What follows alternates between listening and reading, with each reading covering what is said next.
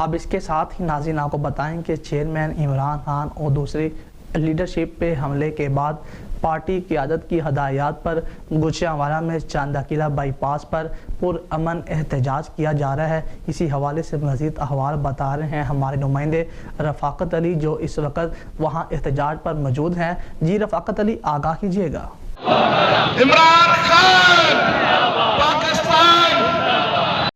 جی بالکل، ملک بھر کی طرح گوجرانوالہ میں بھی چاندہ قلعہ چوک میں چیئرمین عمران خان اور دوسری لیڈرشپ پر بزدلانہ حملے کے بعد پارٹی قیادت کی ہدایات پر گوجرانوالہ میں چاندہ قلعہ بائی پاس پر پرامن احتجاج کیا گیا، جس میں ٹکٹ ہولڈرز، تنظیمی عہدیداران اور ورکرز کی کثیر تعداد نے شرکت کی۔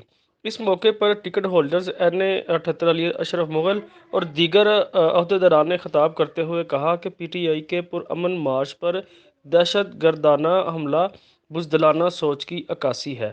جب سے لبرٹی چوک سے 28 اکتوبر کا عمل شروع ہوا خان صاحب کا، ہماری دیکھ لیں لومر میں کہیں کوئی کسی شیشہ کوئی گملہ کوئی کسی سیاسی املاک کو نقصان نہیں پہنچایا گیا، اور ہم نے پہلے بھی واضح طور پہ کہا تھا کہ خان صاحب ہماری ریڈ لائن ہے، اور اگر اس کو کراس کیا گیا تو ہم ان کی زندگیوں پہ ایسا کراس لگائیں گے، ان کی نسلیں یاد رکھیں گی، اور آج انہوں نے وہ ریڈ لائن کراس کی ہے، اور انشاءاللہ ہم پہلے تو اب ہم نے اسلام آباد خان صاحب کے ساتھ پہنچنا لازمی۔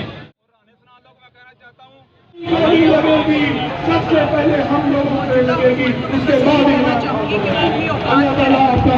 اوقات سے باہر نہ آئے۔ یہ نہ ہو کہ عوام جو ہے وہ ان کے سانس بند کر دے۔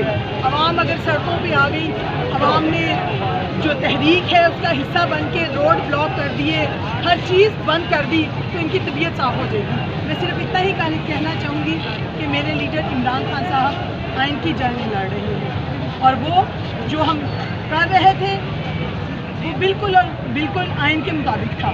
اور ہم تب تک چین سے نہیں بیٹھیں گے جب تک اصل مجرمان انصاف کے کٹہرے میں کھڑے نہیں ہوں گے۔